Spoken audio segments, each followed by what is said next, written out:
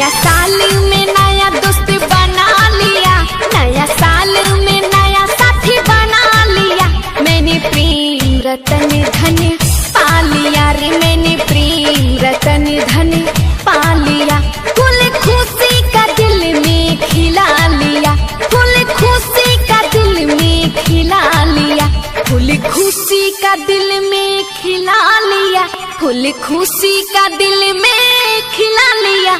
मैंने प्रेम रतन धन पा लिया रे, मैंने प्रेम रतन धन पा लिया रे, मैंने प्रेम रतन धन पा लिया।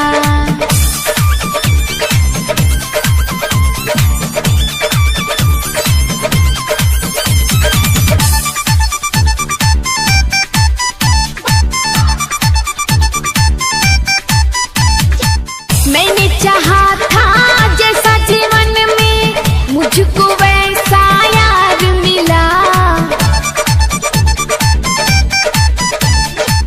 मैंने चाहा था जैसा जीवन में मुझको